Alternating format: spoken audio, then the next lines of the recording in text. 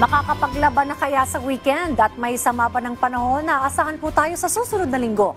Alamin po natin ang update sa ating panahon mula kay Pag-asa Weather Specialist Grace Castaneda. Magandang gabi po ma'am, ano pong update sa ating panahon?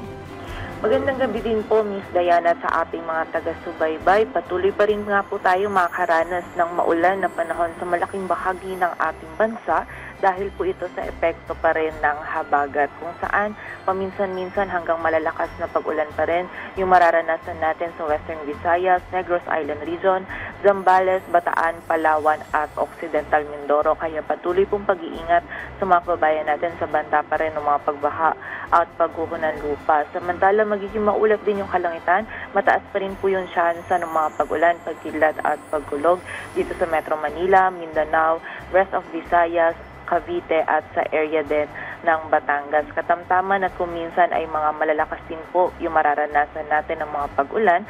Kaya muli po, pag-iingat pa rin sa mga flash floods at landslides, and kapag tayo lalabas, huwag pa rin natin kalilimutan yung pananggalang natin sa mga pag-ulan nito. Samantala, for the rest of the sun naman, may mga isolated, yung mga biglaang pag-ulan pa rin, dulot pa rin po ito ng habagat. And yung monitor naman po natin na LPA sa labas ng ating area of responsibility. Kanina pong alas 2, ito ay naging isang ganap na tropical depression sa layong 1,920 kilometers east-northeast ng extreme northern Luzon. So malayo po ito sa anumang bahagi ng ating kalupaan, and hindi rin po natin ito nakikita na papasok sa loob ng PAR, and wala rin po itong epekto sa anumang bahagi ng ating bansa. Samantala, bukod po dito, meron din tayong minomonitor naman ng mga cloud clusters.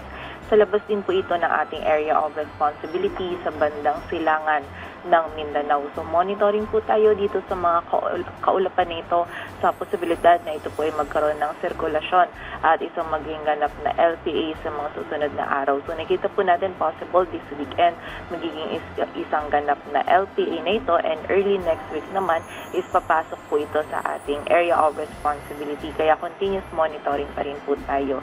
And nakita nga natin ngayon maging sa mga susunod na araw, patuloy pa rin po yung epekto ng habagat sa malaking bahagi ng ating bansa, and ito pa rin po yung patuloy, itong habagat pa rin yung patuloy na magdudulot po ng mga pag-ulan, lalong-lalo na dito sa may kanluran po ng Southern Luzon, Visayas at Mindanao, maging sa kanluran din ng Central Luzon. So muli po, patuloy na pag-iingat sa mga kababayan natin sa banta ng mga pagbaha at ng pagguho ng lupa. And also, kanina din pong 6:15 ng hapon, nagpalabas din ng thunderstorm advisory yung ating NCR-PRSD, kung saan may mga pag-ulan po tayo ngayon mararanasan, mga moderate to heavy na mga pag-ulan, at minsan po intense din yung mga pag-ulan nito sa Laguna, Batangas, Bataan, Zambales, Tarlac, Pampanga, Nueva Ecija, Bulacan, Rizal, Metro Manila, Cavite at Quezon. So muli po, pag-iingat pa rin para sa ating mga kababayan sa banta ng mga pagbaha at pagguho ng lupa, dahil nga patuloy pa rin po tayong makakaranas ng maulan ng panahon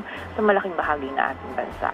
At yan po muna ang latest dito sa Weather Forecasting Center ng Pag-asa. Grace Castaneda, magandang gabi po. Maraming salamat po, Pag-asa Weather Specialist Miss Grace Castaneda.